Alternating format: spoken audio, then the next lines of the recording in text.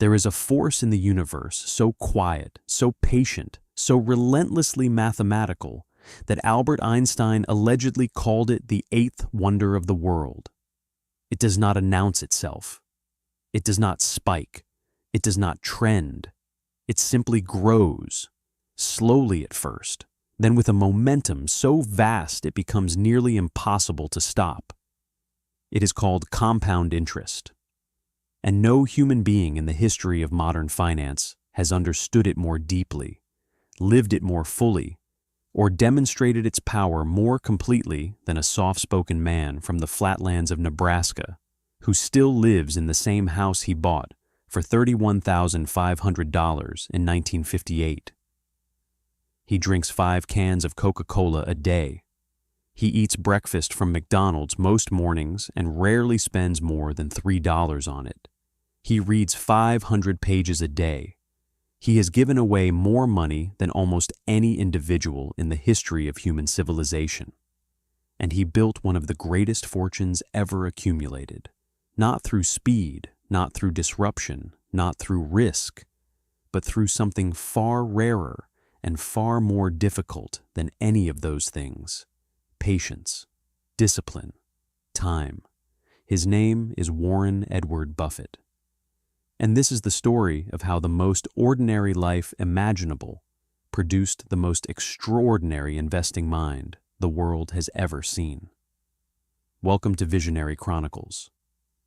Before he was worth more than $130 billion, before he was called the Oracle of Omaha in boardrooms and business schools on every continent, he was a boy knocking on doors in the Nebraska winter, selling chewing gum and Coca-Cola bottles door to door, recording every penny in a ledger he kept by his bed.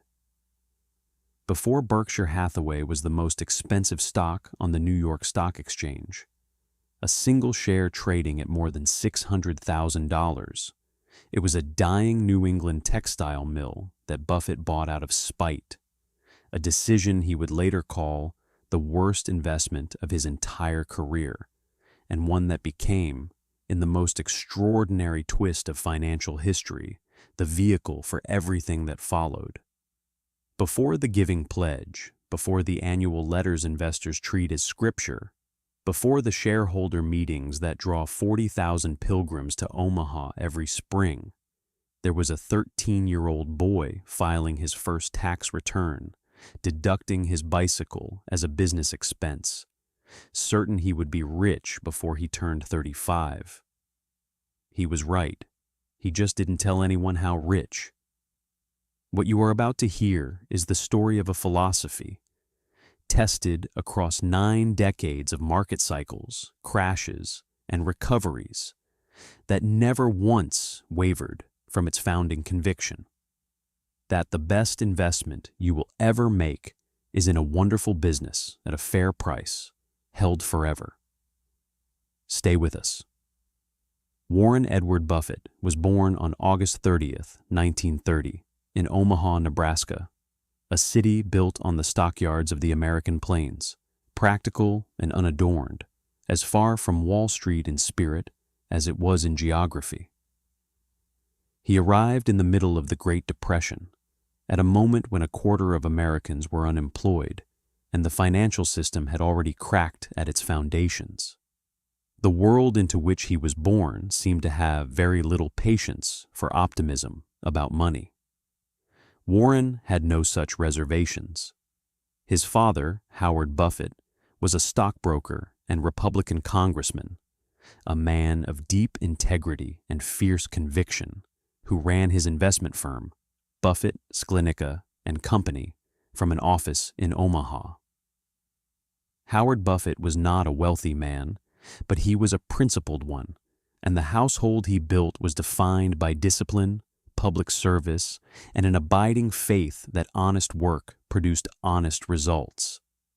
His mother, Layla, was sharp and exacting, a woman whose high standards pressed against young Warren in ways that he would acknowledge, in later years, were both motivating and painful. From the very beginning, Warren Buffett was different. By the time most children are learning multiplication tables, Warren was already obsessed with numbers in a way that unnerved and delighted the adults around him.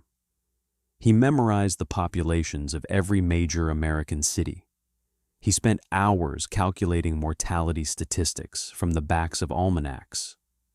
He was not merely smart, he was possessed, in the specific way that marks those rare individuals for whom a subject is not merely interesting, but irresistible. His subject was money, not money as status, not money as comfort, but money as mathematics, as a system, as a puzzle whose rules, once understood, rewarded patience above everything else. At age 6, he bought 6 packs of chewing gum from his grandfather's grocery store for 25 cents and sold them door to door for 30 cents, keeping the nickel. He sold Coca-Cola bottles from a little red wagon. He stood outside the Aksar Ben racetrack selling peanuts and popcorn. Every transaction was logged. Every margin was noted. He was running mental spreadsheets before the word meant what it means today. At age 11, Warren Buffett made his first stock market investment. He purchased 3 shares of Citi Service Preferred at $38 per share, buying 2 for himself and 1 for his sister Doris, who had also contributed her savings. The stock promptly dropped to $27. Doris was not pleased. Warren held his nerve. The stock recovered to $40, and Warren sold, locking in a modest profit of around $5. He felt clever. Then Citi Service soared to $200 per share. Warren Buffett was 11 years old, and he had already learned the first great lesson of investing. Patience is not a personality trait. It is a competitive advantage. Through middle school, he delivered newspapers, 2 routes simultaneously, for the Washington Post and the Washington Times-Herald, earning $175 a month by the time he was 13. He bought a 40-acre farm in Nebraska with the proceeds and leased it to a tenant farmer. He and a friend, Donald Danley, purchased a used pinball machine for $25 and placed it in a barber shop. Within weeks, they had enough money to buy a second, then a third. They eventually owned several machines across multiple barbershops and sold the small operation for $1,200. At 13, Warren Buffett filed his first federal income tax return. He deducted his bicycle, used to deliver newspapers, as a business expense. The deduction was $35. He was absolutely serious about it. By the time he graduated from high school in Washington, D.C., where his family had moved when his father entered Congress, Buffett had saved $6,000, roughly $73,000 in today's currency. He told his father he didn't think college was necessary. Howard Buffett disagreed. Warren enrolled at the Wharton School of Business at the University of Pennsylvania, found it insufficiently rigorous, and transferred to the University of Nebraska, where he finished his degree in 3 years. Then he read a book that changed his life entirely. In 1949, Benjamin Graham, professor of finance at Columbia Business School and the man who would become known as the father of value investing, published a book called The Intelligent Investor. Warren Buffett, then 19 years old, read it and later described the experience as a lightning bolt. He applied to Harvard Business School. He was rejected. An interviewer, meeting him for just 10 minutes, concluded he was too young. It was the most consequential rejection of his life. Because Warren Buffett then applied to Columbia Business School specifically to study under Benjamin Graham. He was accepted. He moved to New York. And sitting in Graham's classroom, he absorbed a philosophy that would define everything that followed: the concept of intrinsic value, the idea that every business has a true, calculable worth, independent of what the market says on any given day, and that the investor's job is to find businesses trading below that worth, buy them with a margin of safety, and wait for the market to recognize what it has mispriced. Graham called it value investing. Buffett called it common sense. He graduated from Columbia in 1951 with the highest grade Graham had ever given any student, an A+. It was a mark Graham awarded for the first time in 22 years of teaching. Warren Buffett was 21 years old. He knew exactly what he was going to do. After returning to Omaha and working briefly for his father's firm, Warren Buffett went back to New York to work directly for Benjamin Graham at the Graham-Newman Corporation. He was 24 years old, working for his intellectual hero, sitting in the offices of the man who had invented the discipline he intended to dedicate his life to. He made $12,000 a year and felt like the luckiest person in the world. In 1956, Graham retired and dissolved his partnership. Buffett was 25 years old. He returned to Omaha. And in May of that year, with $100 of his own money seeding the initial investment, he formed his first investment partnership, the Buffett Associates Limited, with 7 family members and friends who contributed a combined $105,000. His limited partners included his sister Doris and his aunt Alice. His fee structure was simple and bold. He would keep nothing if the partnership returned less than 6% annually, and would take 25% of all gains above that threshold. He ran the partnership from a spare bedroom in his house. He had no ticker on the wall, no financial news playing in the background, no team of analysts. He read, he thought, he calculated. By 1962, he had consolidated multiple partnerships into a single entity, the Buffett Partnership, Laconanacid. That entity controlled assets of more than $7 million. Buffett's personal share was already worth more than $1 million. He was 31 years old. He had made himself a millionaire in a spare bedroom on the Nebraska plains. In 1962, Buffett began purchasing shares in a struggling New England textile manufacturer called Berkshire Hathaway. The company was cheap, trading below its working capital, exactly the kind of beaten-down asset that Graham had taught him to hunt. Buffett accumulated shares steadily. Then, in 1964, Berkshire's CEO, Seabury Stanton, offered to buy Buffett's shares back at $11.50 apiece, slightly below the $11.62 that Buffett had been verbally promised. It was a small betrayal.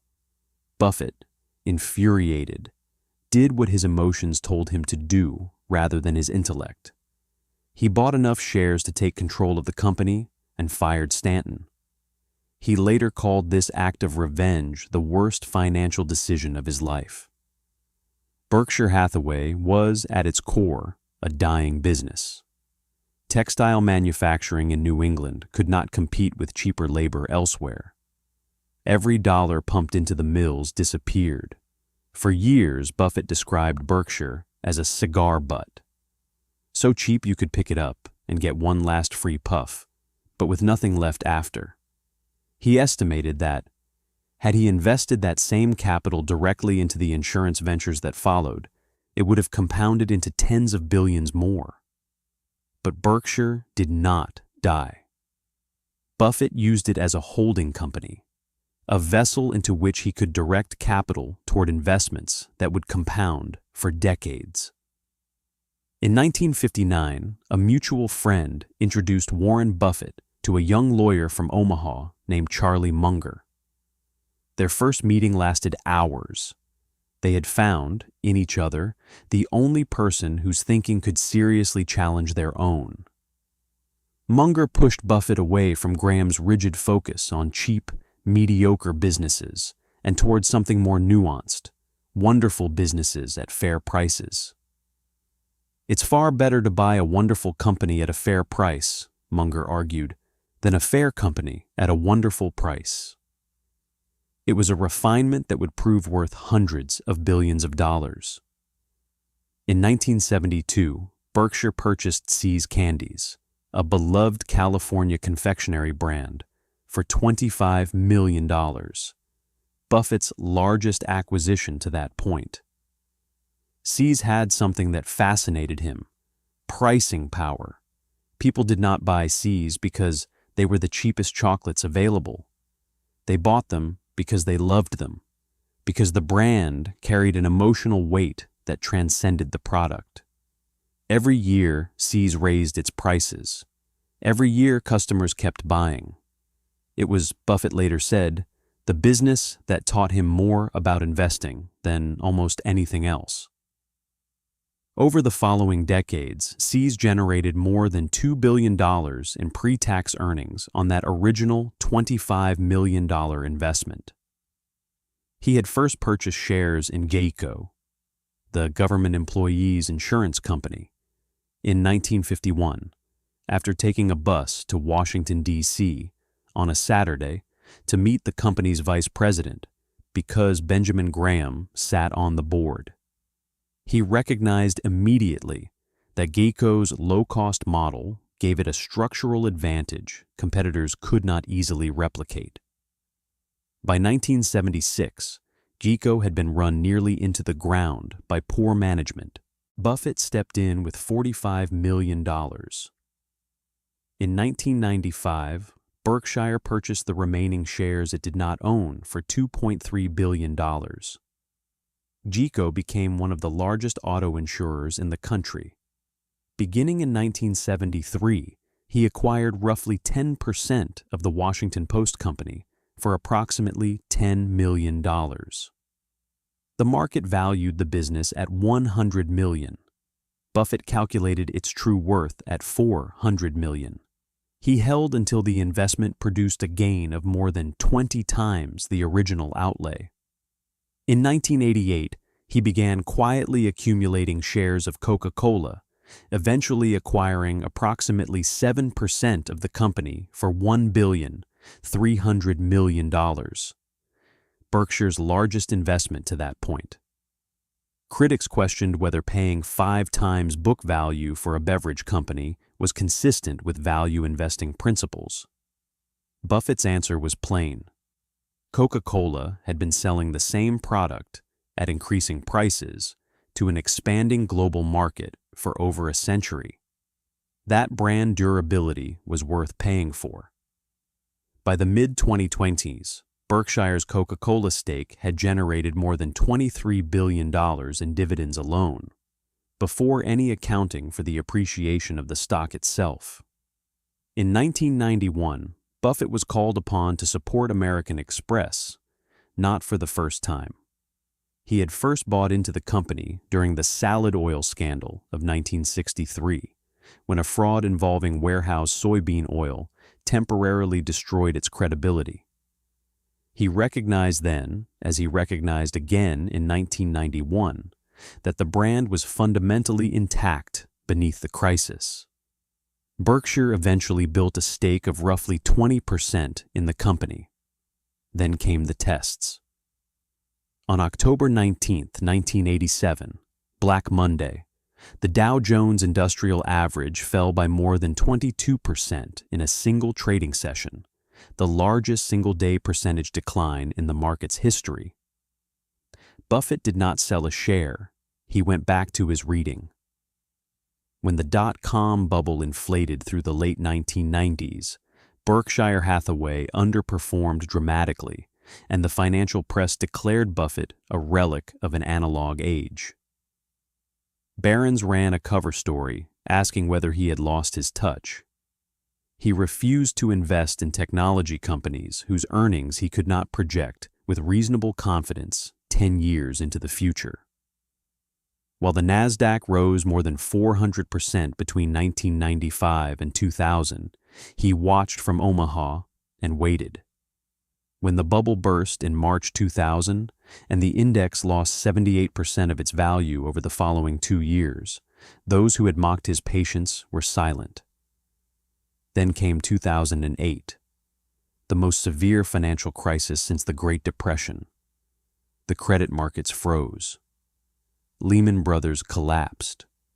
Bear Stearns had already vanished. The global banking system stood at the edge of an abyss. And Warren Buffett, then 78 years old, did something remarkable.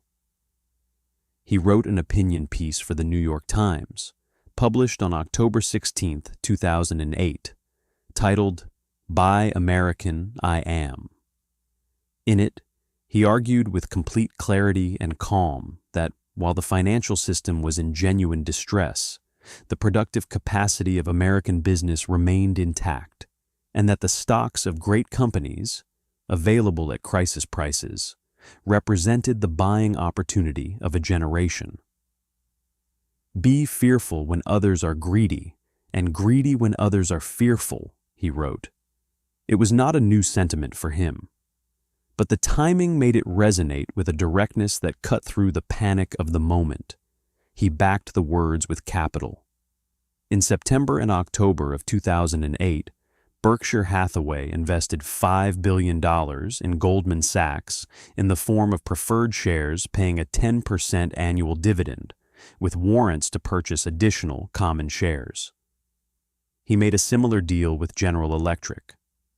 When the market stabilized and the crisis passed, those investments produced returns that cemented Buffett's reputation not merely as a great investor, but as the investor whom the world trusted most when the world was most afraid. He had been afraid of nothing. He had simply been ready. By any reasonable measure, Warren Buffett should have moved. He had the wealth to own any property on earth, a palace in Monaco, a penthouse in Manhattan, a private island in the Pacific. He chose none of them. He still lives in the 5-bedroom stucco house in Omaha that he purchased in 1958 for $31,500. The house sits on a quiet residential street. There is no gate. The security is modest. The neighbors are ordinary people who wave when they take out the trash. He draws a salary of $100,000 a year from Berkshire Hathaway, a figure that has remained unchanged for decades. He does not use a smartphone to trade. For most of his career, he did not use email. He communicates by phone, by fax, and in his annual letter to shareholders, which he writes himself in plain English, without jargon or spin, and which investors around the world read as carefully as any document produced in the financial industry. His daily routine has not materially changed in half a century.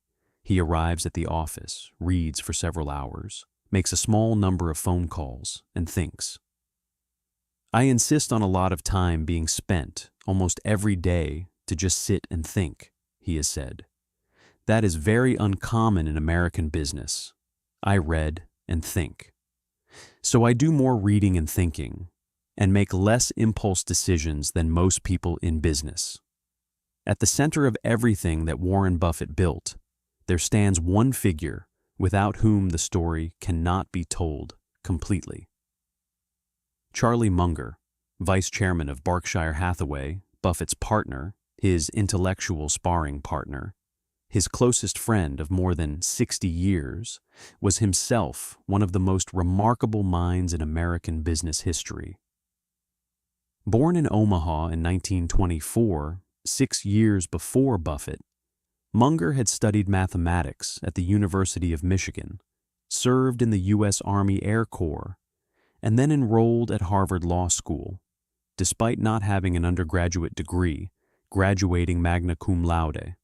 He practiced law, then turned to investing, building his own fortune before fully merging his professional life with Buffett's at Berkshire.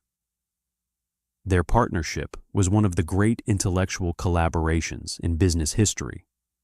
Munger brought to Buffett's investing framework a voracious, multidisciplinary curiosity, pulling insights from psychology, physics, biology, and history in ways that enriched and expanded the investment philosophy they shared. His concept of mental models, a latticework of thinking tools drawn from many disciplines, became foundational to how Berkshire evaluated businesses. He was famously blunt, memorably witty, and entirely impossible to fool. "All I want to know," Munger liked to say, "is where I'm going to die, so I'll never go there." Together, they built Berkshire Hathaway into a conglomerate unlike any other, a collection of wholly owned businesses spanning insurance, railroads, utilities, manufacturing, retail, and finance, alongside a massive portfolio of publicly traded stocks.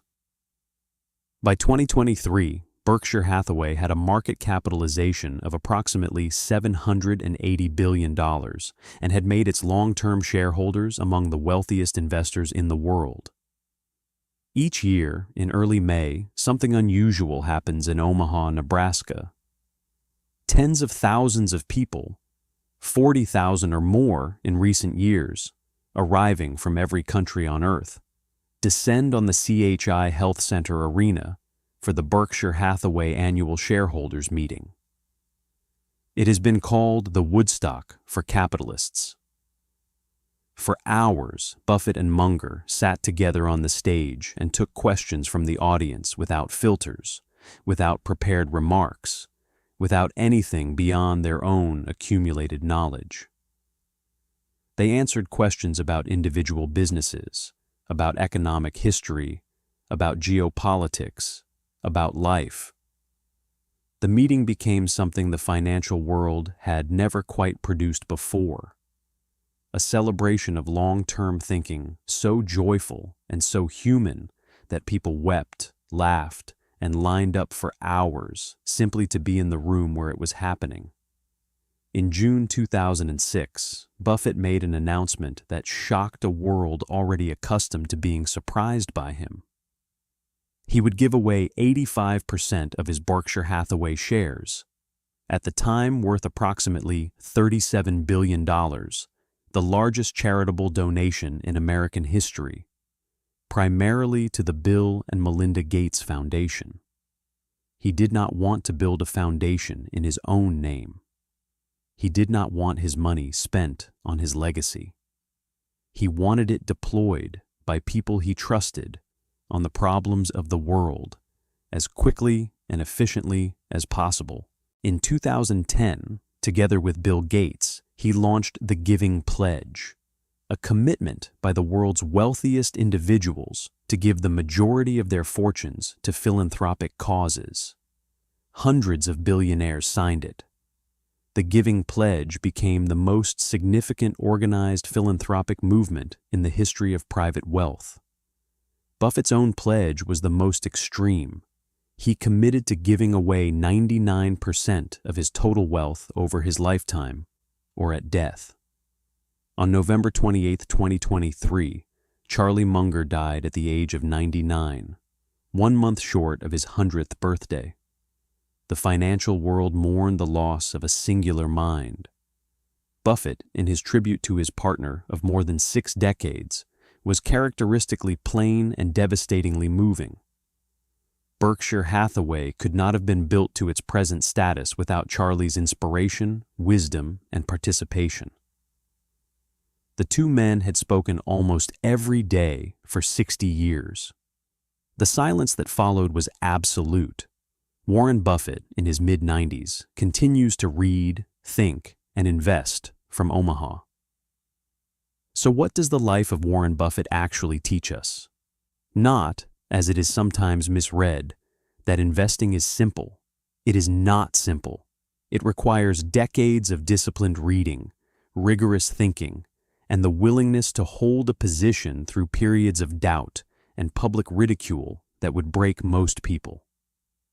What it teaches is something more fundamental and more available to ordinary people than any specific stock-picking technique. The first lesson is the absolute, non-negotiable power of compounding.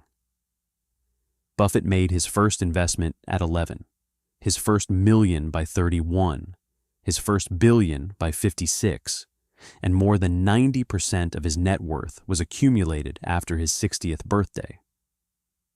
Time is not just a factor in compounding. It is the factor. The single greatest thing any investor can do is to start early and refuse to stop. Not because any single investment will be brilliant, but because the mathematics of compound growth, applied consistently over decades, produces results that no amount of clever short-term trading can replicate. The second lesson is rule number 1, never lose money. And rule number 2, never forget rule number 1. Buffett has repeated this so often, it sounds like a joke. It is not. What he means is that the asymmetry of loss is brutal and permanent. If you lose 50% of your capital, you need 100% gain simply to return to where you started. Protecting the downside is not timid. It is mathematically essential. The investors who compound the most reliably are not those who find the highest returns. They are those who avoid the catastrophic losses that reset the clock and destroy the years of growth that preceded them. The third lesson is the circle of competence. Buffett did not invest in technology during the dot-com boom, not because he thought it unimportant, but because he honestly acknowledged he could not project the earnings of technology businesses 10 years into the future. He understood Coca-Cola. He understood Geeko. He understood See's candies. He invested within the boundaries of what he genuinely understood and resisted with extraordinary discipline, the temptation to stray beyond them. Knowing what you don't know, he has said, is just as important as knowing what you know. The fourth lesson is the importance of living below your means, not as a moral virtue, but as a strategic one. Every dollar not spent on consumption was a dollar available to compound. The mathematics of lifestyle inflation run just as powerfully as the mathematics of investment compounding. They simply run in the opposite direction.